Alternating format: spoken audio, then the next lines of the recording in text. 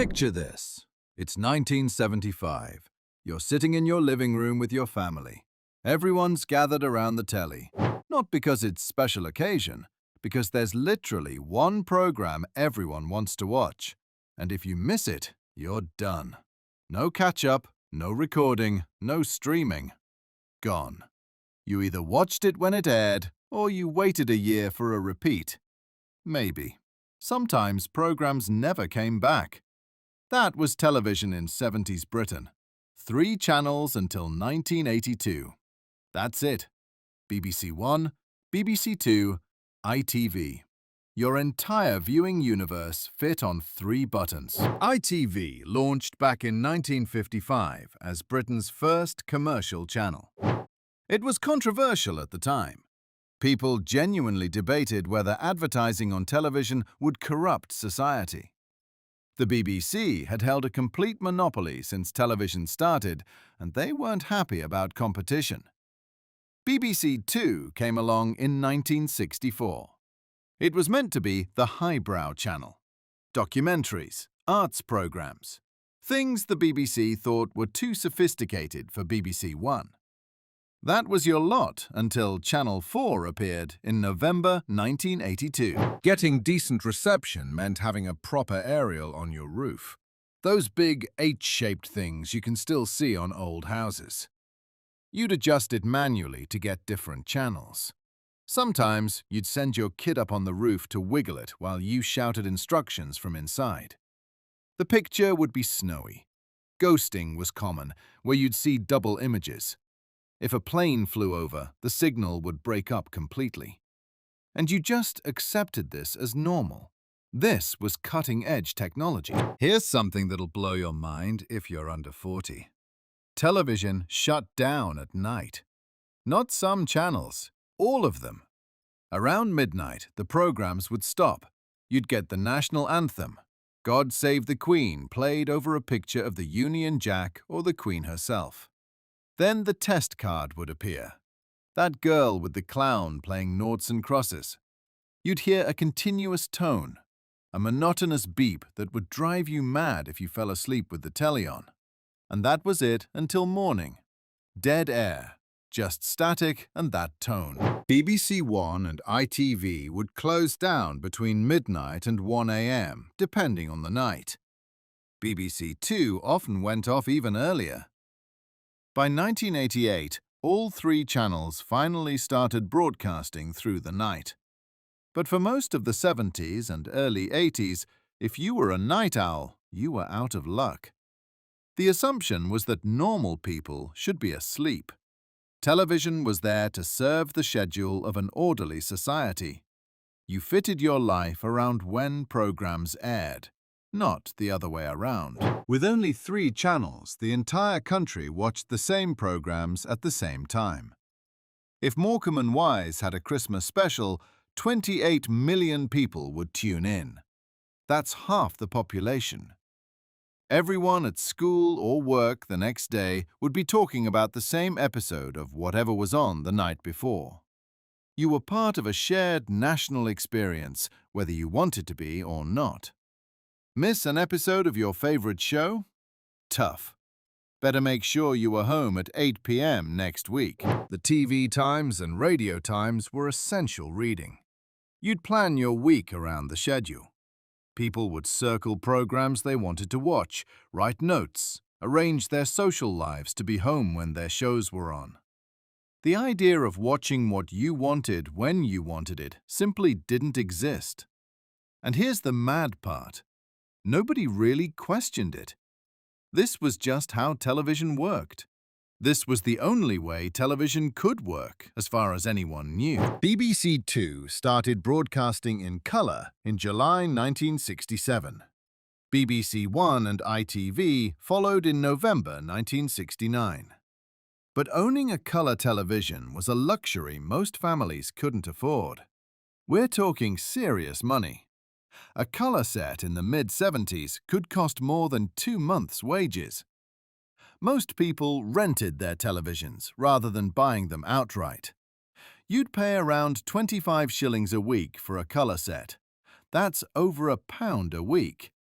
Doesn't sound like much now, but it added up. Black and white sets were still everywhere well into the mid-70s. Some families kept their old sets until they died, and boy, did they die often. Those old cathode ray tube televisions were temperamental beasts. Valves would blow, the picture would roll, you'd whack it on the side to make it work. When it finally gave up the ghost, the rental company would come and swap it out. Sometimes they'd conveniently upgrade you to color and tell you it was the only one they had available. A sneaky sales tactic that worked more often than it should have. You needed a television license to legally watch TV. This wasn't optional. When the TV license was introduced in June 1946, it cost £2. By the early 70s, it was £6 for black and white, £17 for color by 1975. That was significant money, nearly half an average weekly wage. And enforcement was serious.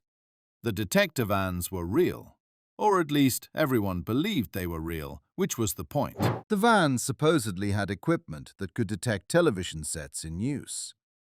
Whether this actually worked is still debated. In 2013, a leaked BBC document made no mention of detector vans at all. But in the 70s, people genuinely feared them. You'd see one driving slowly down your street, and everyone without a license would panic. The BBC was deliberately vague about how the technology worked, kept it all very mysterious and threatening. The vans had big aerials on top. They'd park outside houses, take readings. It was intimidation as much as detection. Industrial action was common in 70s Britain, and television wasn't immune. Between November 1970 and February 1971, ITV had a colour strike. The technicians refused to work with colour equipment in a pay dispute. For 3 months, IT broadcast in black and white only.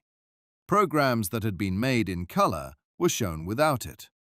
New shows were filmed in black and white. This went on for months.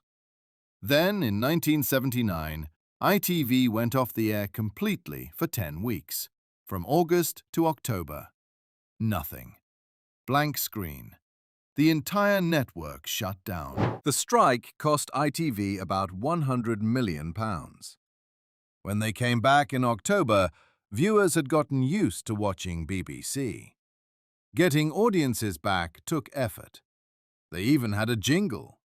Welcome home to ITV, sung over their reopening broadcasts. But here's what's mad. During that 10-week shutdown, people just accepted it. No television, back to radio and books, and actually talking to each other. Imagine trying to shut down Netflix for 10 weeks today. There'd be riots. In December 1973, the government imposed early close-downs on all 3 channels. The 3-day week had started. Coal miners were on strike. There was an oil crisis. The country was running out of power. So television had to shut down early to save electricity. All 3 channels. BBC One, BBC Two, ITV. Off the air by 10:30 p.m. This lasted for weeks. The nation's evening entertainment was sacrificed to keep the lights on elsewhere. And again, people just accepted it as necessary. People were having regular power cuts. Streets would go dark. Families would sit by candlelight. And when power came back on, there might not be any television anyway because of the early close-down. It sounds dystopian now, but this was everyday reality for months. The 70s were rough in Britain. Economic crisis, strikes, power shortages, and your entertainment options were whatever happened to be on 3 channels that might not even be broadcasting. Television didn't broadcast all day. Programming would start mid-morning or lunchtime. Schools programs during the day for educational purposes. Then children's television from 3:30 when kids got home from school. Blue Peter, Magpie, Jackanory, Crackerjack on Fridays. That was your entertainment until the adults came home. Evening programs started around 6. The news, then soaps and dramas and variety shows, then closed down around midnight or earlier. Maybe 6 to 8 hours of actual entertainment programming per day, if you were lucky. Outside of scheduled hours, you'd get the test card again. Just sitting there. For hours. Some people would leave it on as background. The tone would play endlessly. Drove dogs mad, apparently. The test card was useful for testing your set, though. You could adjust the picture using those colored bars. Check if your aerial was positioned right. But mostly it was just a reminder that television existed at the convenience of broadcasters, not viewers. The big shows were genuine national events. Morecambe and Wise Christmas specials regularly got over 20 million viewers. That's nearly half the country watching the same program at the same moment. Streets would be empty during major finals or royal broadcasts. The wedding of Charles and Diana in 1981 got 28 million UK viewers. Shops would close. Work would stop. Everyone watched together because there was no alternative. You couldn't watch it later. You couldn't record it unless you had one of those newfangled video recorders that cost a fortune. Video recorders started appearing in the late 70s, but they were incredibly expensive. Several £100s for a basic machine. Betamax versus VHS was a genuine war. People would debate which format would win. Recording programs was revolutionary. You could actually watch something at a time that suited you. Time shifting, they called it. But blank tapes cost money. You'd record over things. Keep a library of your favorite shows on tapes you'd label carefully. It was like having your own personal television archive. Something that seems quaint now, but felt like magic then. ITV wasn't one company. It was a network of regional broadcasters. Granada covered the northwest. Yorkshire did Yorkshire. Thames had London weekdays. London Weekend had weekends. ATV covered the Midlands. Each region had its own identity. Different idents, different local programs, different ad breaks. You'd get regional news, local programming. Then they'd all show the same networked shows in prime time. Coronation Street from Granada. Sunday Night at the London Palladium from ATV. The Saint from ITC. It was a strange hybrid of local and national broadcasting. If you lived in different parts of the country, you'd see slightly different versions of ITV. Regional news was completely different. Some areas got programs, others didn't. Advertising was regional, so companies would only advertise where they operated. The franchise system meant regions competed for their licenses. Every few years, the government would review who got to broadcast where. Some companies lost their licenses. Thames famously lost London weekdays in 1992 after nearly 25 years. It was brutal when it happened. An entire company shut down overnight. 3 channels until 1982, then 4, then 5 in 1997. Now we've got hundreds of channels, plus streaming services with unlimited content. You can watch anything, anytime, anywhere. Pause live television, record entire series with one button. Watch on your phone while sitting on the bus. The idea of waiting a week for the next episode, or missing something forever, seems absurd. But that was normal life for everyone in the 70s. People who grew up with 70s television remember it with weird fondness. The limitations were frustrating, but they created shared experiences. Everyone watched the same things.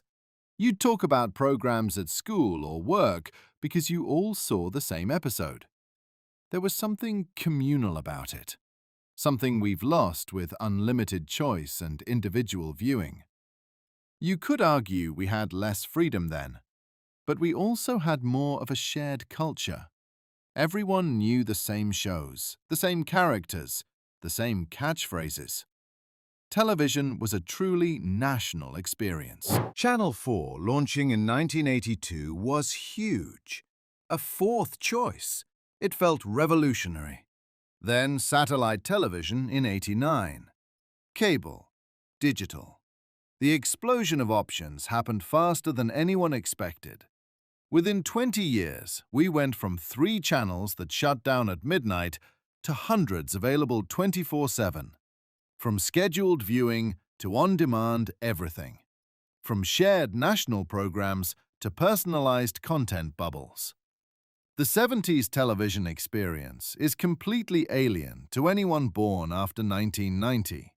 But it's worth remembering because it shows how much has changed in just 50 years. The TV license still exists. It's much more expensive now, £170 a year. The detector vans might still be driving around, or they might be an elaborate bluff. Nobody really knows. But back in the '70s, when television was scarce and controlled and limited to 3 channels, that license fee bought you access to pretty much all the moving pictures available in Britain. Now it just buys you BBC content, while Netflix and Amazon and Disney Plus and all the others compete for your attention and money. Different world, different television, different Britain.